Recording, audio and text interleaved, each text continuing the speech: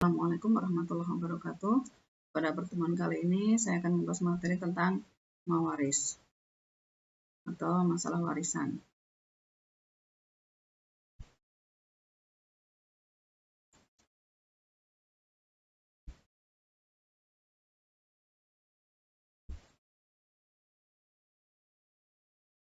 Pengertian mawaris. Mawaris adalah ilmu yang mempelajari tentang tata cara pembagian harta waris. Mawaris disebut juga dengan faraid, yaitu ilmu yang membicarakan segala sesuatu yang berhubungan dengan harta warisan, yang mencakup masalah-masalah orang yang berhak menerima warisan, bagian masing-masing ahli waris, dan cara melaksanakan pembagiannya, serta hal lain yang berkaitan dengan ketiga masalah tersebut. Dasar hukum waris.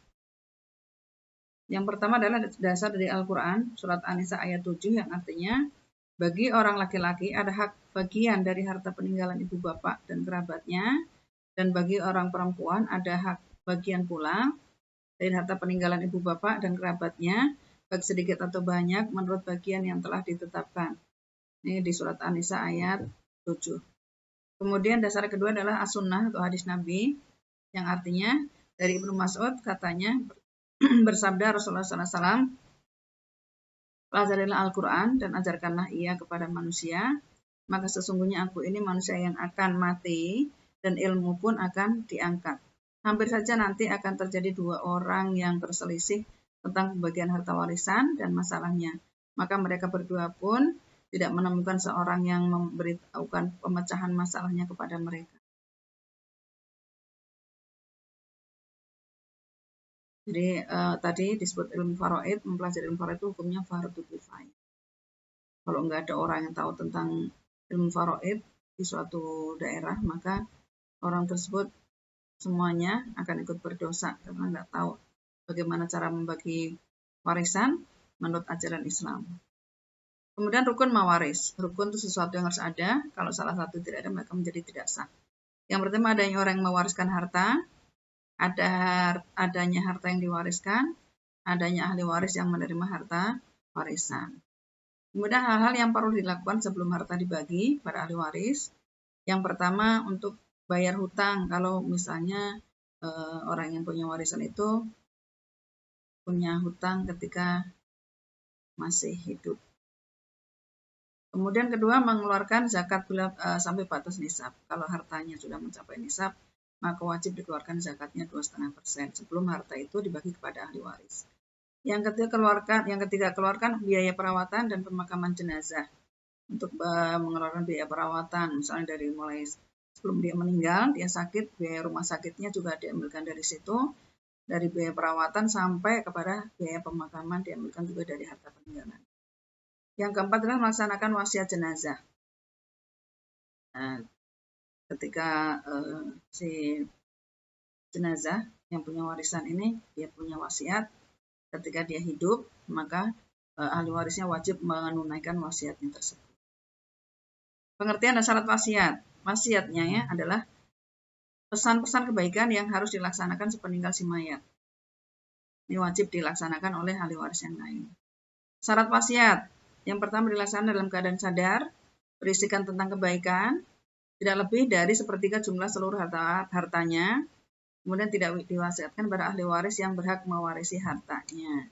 Jadi wasiat itu diberikan kepada misalnya si muwaris atau orang yang punya warisan ini meninggal, dia punya anak angkat.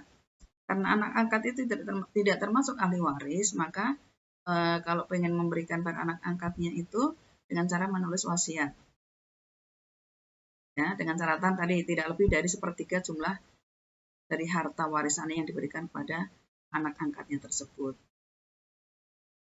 Nah, ini wasiat ini wajib ditunaikan oleh ahli warisnya. Kemudian hal asbabul irsi adalah hal-hal yang menyebabkan seorang mendapatkan harta warisan. Ada 4 hal. Yang pertama karena adanya hubungan darah atau nasab. Hubungan darah misalnya seorang bapak dengan anak. Ketika bapaknya meninggal, maka anak mendapatkan warisan dari bapaknya. Ini karena hubungan darah atau nasab. Yang kedua karena hubungan nikah yang syah. Suami istri. Suami kalau istrinya meninggal, suaminya dapat, begitu pun sebaliknya. Seorang istri kalau suaminya meninggal, dia mendapatkan warisan dari suaminya. Itu karena hubungan nikah yang sah. Yang ketiga karena memerdekakan budak. Misalnya kalau zaman sekarang udah nggak ada perbudakan ya, itu zaman dulu. Misalnya dia punya budak, kemudian misalnya dia membeli seorang budak untuk dimerdekakan. Kemudian budaknya itu sudah menjadi orang merdeka, bebas seperti kita. Kemudian dia punya harta, dia meninggal, maka orang yang memerdekakan dulu itu mendapatkan warisannya. Kemudian yang keempat karena seagama dengan si mayat. Harus karena cuma hubungan seagama. Kalau agamanya sama, ada orang yang meninggal beragama Islam, maka kita yang beragama Islam pun berhak untuk mendapatkan harta warisan. Kemudian mawani'ul irsi ialah hal-hal yang menyebabkan hilangnya hak waris. Yang pertama karena budak. Seorang budak dia tidak akan mendapatkan warisan dari majikannya karena statusnya sebagai seorang budak. Yang kedua pembunuh keluarganya sendiri. Misalnya anaknya membunuh bapaknya meninggal, kemudian punya peninggalan harta waris, dia berharap ketika bapaknya sudah dibunuh, warisannya akan jatuh kepadanya. Ya, di dalam ajaran Islam, seorang pembunuh tidak akan mendapatkan harta warisan dari bapaknya sekalipun itu keluarga bapaknya sendiri. Kemudian yang ketiga karena berbeda agama. Muwaris, dia yang punya harta warisan beragama Islam misalnya. Anaknya beragama non-muslim, maka walaupun dia ada hubungan darah, dia tidak akan mendapatkan harta warisan. Yang keempat karena murtad atau keluar dari Islam. Tadinya dia beragama Islam, bapaknya beragama Islam, bapaknya meninggal. Karena anaknya sudah murtad, maka dia tidak mendapatkan warisan. Yang selanjutnya adalah penetapan ahli waris. Jadi ahli waris itu ada 25 orang. Semuanya. 15 orang dari ahli waris laki-laki, 10 orang dari ahli waris perempuan. 15 orang dari ahli waris laki-laki adalah anak laki-laki. Yang kedua cucu laki-laki dan terus ke bawah. Yang ketiga adalah bapak. Yang keempat kakek dari bapak ke atas. Kemudian saudara laki-laki sekandung. Saudara laki-laki sebapak. Saudara laki-laki seibu. Anak laki-laki, saudara laki-laki sekandung dari ya. Anak laki yang selanjutnya anak laki-laki dari saudara laki-laki sebapak. Kemudian paman yang sekandung dengan bapak, paman yang sebapak dengan bapak, anak laki-laki paman sekandung dengan bapak, dan anak laki-laki paman yang sebapak dengan bapak. Kemudian ada suami, kemudian selanjutnya adalah laki-laki yang memerdekakan budak. Ini semua ada 15 orang. Tetapi walaupun misalnya semuanya ada, tidak semua 15 orang yang dapat warisan semua. Nanti akan sebagian terhalang. Cuman ada 3 orang yang berhak mendapatkan warisan, yaitu anak laki-laki, bapak sama suami. Nah, ahli waris perempuan semuanya ada 10 orang. Yang pertama adalah anak perempuan, kedua cucu perempuan dari anak laki-laki, yang ketiga ibu, yang selanjutnya adalah nenek dari ibu, selanjutnya nenek dari pihak bapak, yang selanjutnya saudara perempuan sekandung, selanjutnya saudara perempuan sebapak, saudara perempuan seibu, kemudian ada istri, dan ada 4. Yang selanjutnya adalah wanita yang memerdekakan budak. Semuanya ada 10 orang. Tetapi walaupun misalnya semuanya ada 10 orang, tidak semuanya dapat warisan.